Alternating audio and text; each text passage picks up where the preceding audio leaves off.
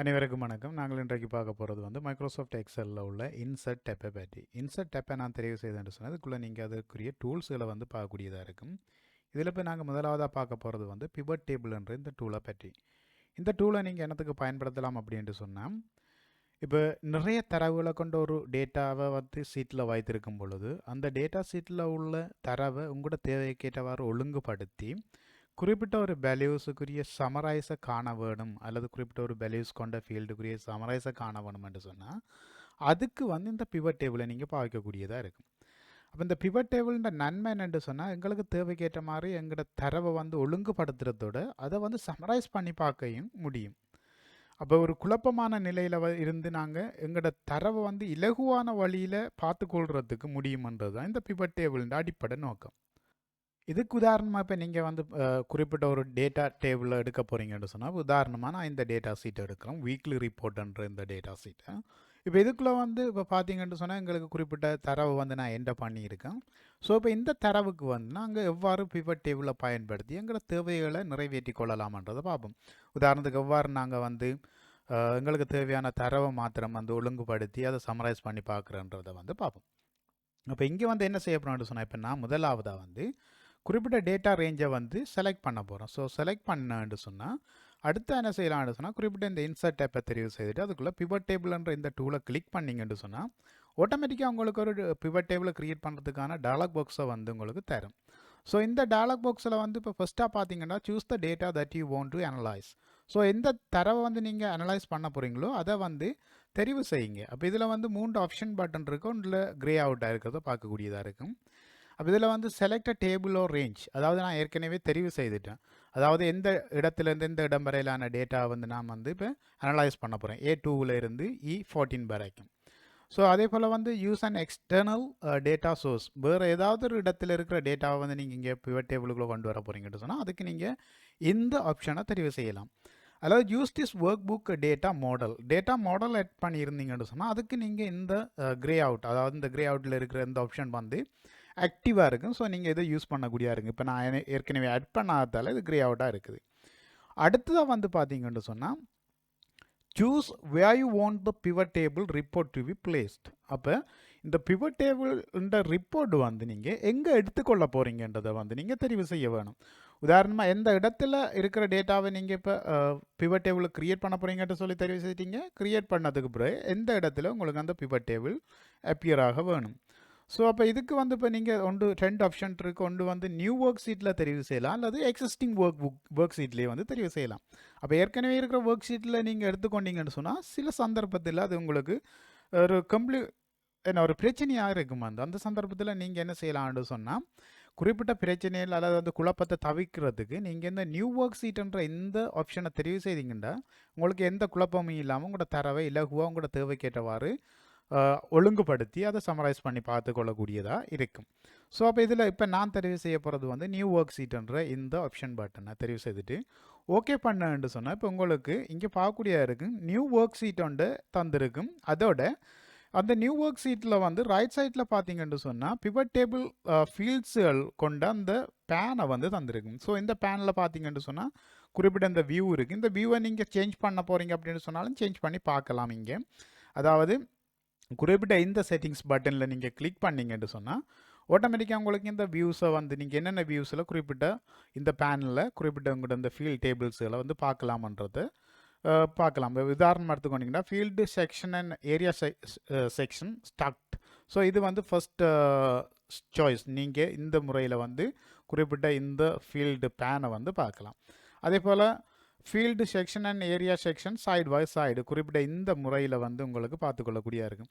இதில் இப்போ நான் ரெக்கமெண்ட் பண்ணோம் ஃபஸ்ட்டு வந்து சரியான வியூ வந்து ஏன்னு சொன்னால் இது எங்களுக்கு ஈஸியாக எங்களோட தரவை வந்து விளையும் கொள்றதுக்கு எங்களோட ஃபீல்டுகளை நாங்கள் எங்களுக்கு தேவைக்கேற்றவாறு ஆட் பண்ணி கொள்றதுக்கும் இலகுவாக இருக்கும். ஸோ நான் இப்போ இதையே தெரிவு செய்கிறேன். ஸோ இப்போ இதை பார்த்தீங்கன்னு சொன்னால் இந்த முறையில் ஃபஸ்ட்டுக்கு வந்து என்ன ஃபீல்டு இருக்குது, அடுத்ததாக வந்து எங்களுக்கு ஆப்ஷன்ஸ் இருக்குது எங்களோட ஃபீல்டுகளை நாங்கள் எங்கெங்கே போடலாம் அப்படின்ட்டு சொல்லி. ஸோ இந்த ஆப்ஷனில் பார்த்தீங்கன்னா இப்போ முதலாவது ஃபீல்டர்ஸ் இருக்குது. ஸோ ஃபில்டர் பண்ண போகிறது எந்த முறையில் நான் இந்த தரவை ஃபில்டர் பண்ணி பார்க்குறோமோ அந்த ஃபீல்டை வந்து குறிப்பிட்ட இந்த ஃபில்டர்ன்ற செக்ஷனுக்குள்ளே போடுங்க. கொலம் ஒழுங்கில் வந்து எந்த தரவை பார்க்க போகிறீங்களோ வந்து இந்த ஃபீல்டுக்குள்ளே உள்ள தரவை பார்க்க போகிறீங்களோ அதுக்கு இந்த கொலம்ஸ்குள்ளே போடுங்க. ட்ரோவிசன் ஒழுங்கில் வந்து எந்த தரவை நீங்கள் பார்க்க போகிறீங்களோ அதுக்கு இந்த ட்ரோவிசன் ஒழுங்கில் போடுங்க.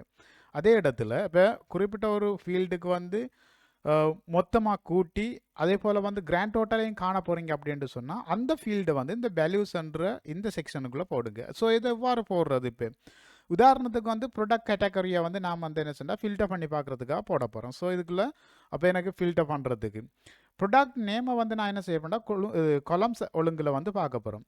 அதே போல் ப்ராடக்ட் நேம்ன்ற உதாரணத்துக்கு சொல்ல போனால் ப்ரைஸையும் வந்து அந்தந்த ப்ராடக்ட் நேமுக்கு கீழே வந்து நான் பார்க்க போகிறோம். ஸோ அதை கொலமுக்குள்ளே பார்க்குறேன்.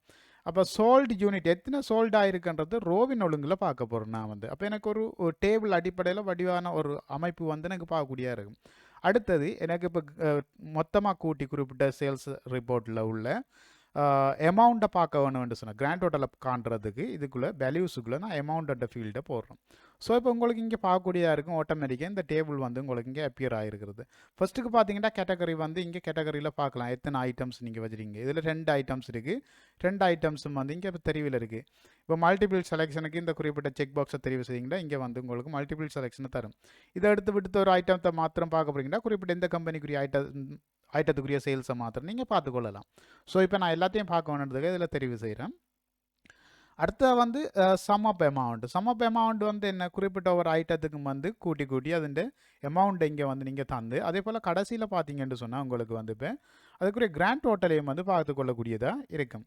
ஸோ இப்போ இதில் பார்த்தீங்கன்னா இங்கே கிராண்ட் டோட்டல் இருக்குது. அப்போ எத்தனை ஐட்டம் சேல்ஸ் ஆகிருக்கு குறிப்பிட்ட இந்த வீக்லி ரிப்போர்ட்டில் குறிப்பிட்ட அத்தனை ஐட்டம்ஸையும் கூட்டி மொத்தமாக என்னன்றதையும் ஒவ்வொரு ஐட்டம்ஸ்லையும் எவ்வளோ சேல் ஆகிருக்குன்றது டோட்டலாக கூட்டியும் இங்கே தந்துருக்கும். அப்போ ஸோ இது வந்து எங்களுக்கு இலகுவாக எங்களோட தரவை வந்து நாங்கள் பகுப்பாய்வு செய்து கொள்வதற்கு மிகவும் ஈஸியாக இருக்குன்னு நான் நினைக்கிறேன். ஸோ இந்த ரிப்போர்ட் வந்து உங்களுக்கு விளங்கியிருக்குன்னு நினைக்கிறேன். இப்போ உதாரணத்துக்கு பார்க்க போனீங்கன்னு சொன்னால் குறிப்பிட்ட இந்த ஐட்டம் டிஎஸ்சி H70 என்ற இந்த ஐட்டம் வந்து $900 கொண்டது ஒரு ஐட்டத்தின் ப்ரைஸ். குறிப்பிட்ட இந்த ஐட்டம் வந்து 3 சேல் ஆகிருக்கு இந்த வாரம். ஸோ இந்த 3 சேல் ஆகின இது ஐட்டம்ஸ் இந்த மொத்த தொகை வந்து $2700. ஸோ அப்போ இது வந்து இப்போ 2வது ஐட்டத்தை பார்த்தீங்கன்னு சொன்னால் 2வது ஐட்டம் வந்து எவ்வளவு $546. ஸோ இதில் வந்து குறிப்பிட்ட ஐட்டம் என்னென்னு சொன்னால் டிஎஸ்சி HX100V என்ற ஐட்டம். ஸோ இதுக்கு வந்து இதோட ப்ரைஸ் வந்து என்னவா இருக்குது $546.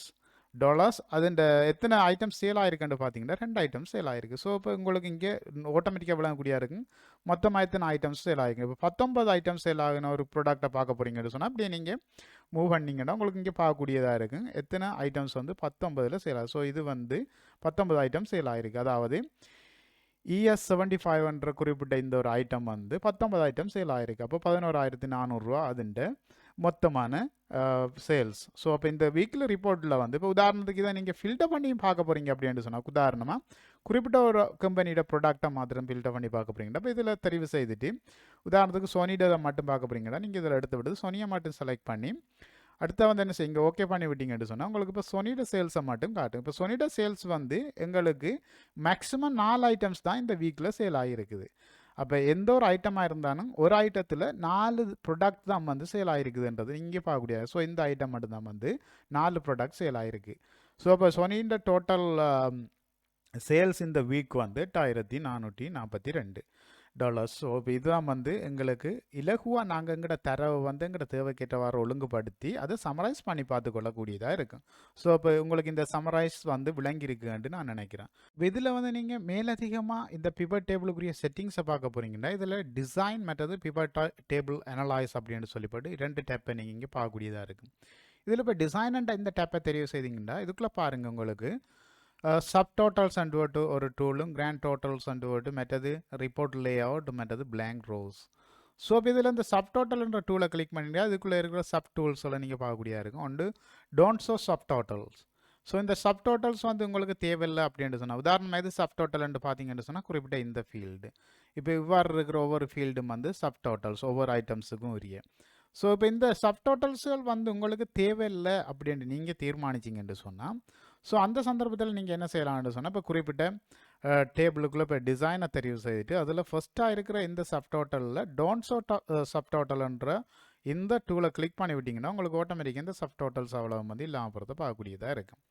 ஸோ இது உங்களுக்கு தேவைன்னு சொன்னால் நீங்கள் என்ன செய்யலாம்டா show all subtotals at bottom of group. So இதை தெரிவு செய்து விட்டீங்கன்னு சொன்னால் உங்களுக்கு ஆட்டோமேட்டிக்காக இங்கே பார்த்துக்கொள்ளக்கூடியதாக இருக்கும். ஸோ அதே இடத்துல வந்து கிராண்ட் டோட்டல் வந்து உங்களுக்கு ஓ4 ரோஸ் அண்ட் காலம்ஸ் அல்லது one four rose and columns,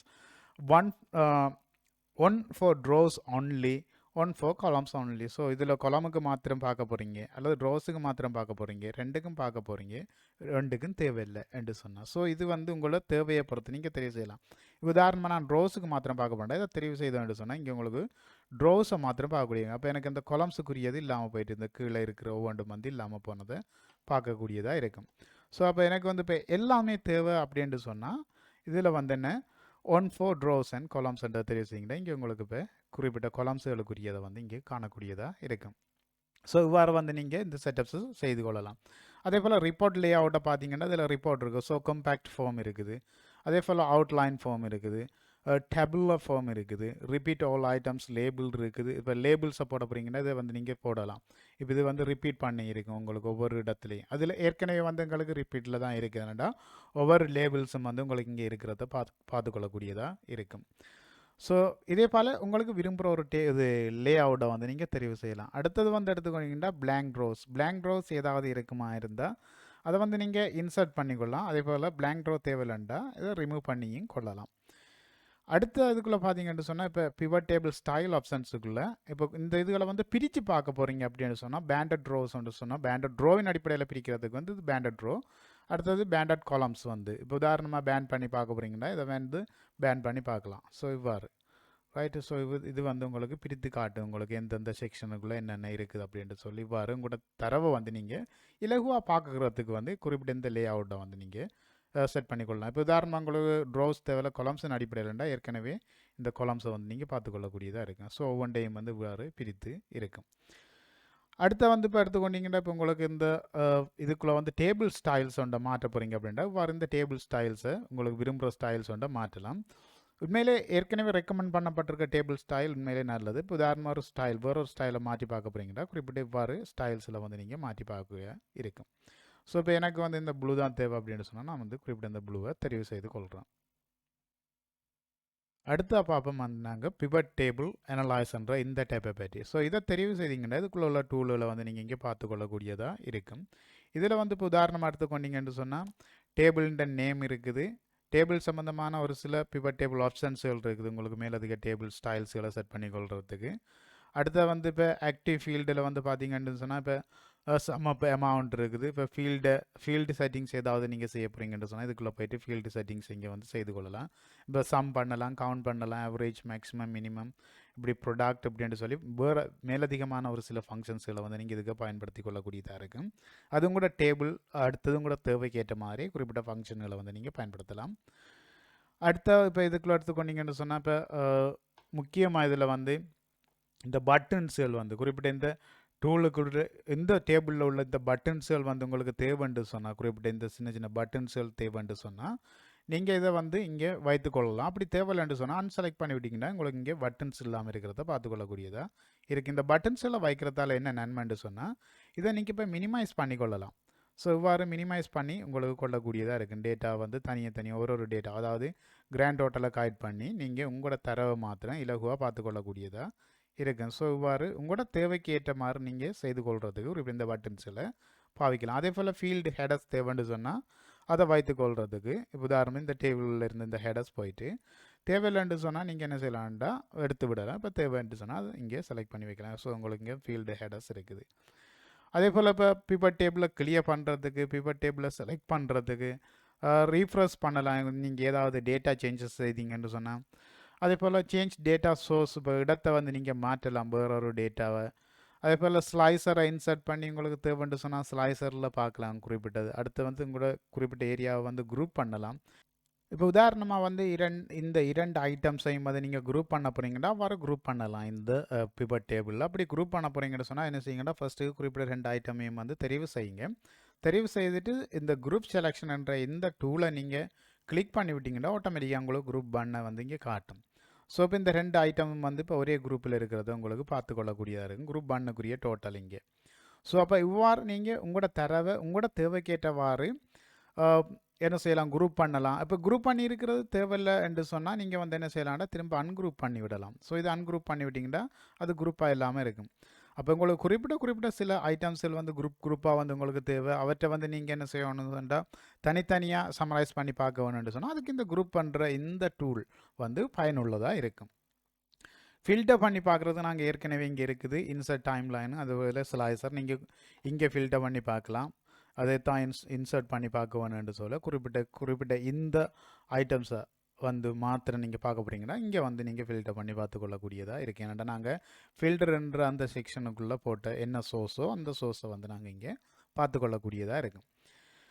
okay, இதுதான் வந்து இந்த பிவட் டேபிளில் நாங்கள் இன்றைக்கு பார்த்தது. இதை தவிர உங்களுக்கு ஏதாவது சந்தேகங்கள் குறிப்பிட்ட இந்த பிவட் டேபிள் சம்மந்தமாக இருக்குமா இருந்தால் குறிப்பிட்ட டீச்சர்ஸ் என்ற இந்த சேனலை சப்ஸ்கிரைப் பண்ணதுக்கு பிறகு கமெண்டினூடாக உங்களோட கேள்விகளையும் கருத்துக்களையும் நீங்கள் தெரிவிக்கலாம். இந்த டியூட்டோரியலை பார்த்தமைக்கு நன்றி. தேங்க்யூ.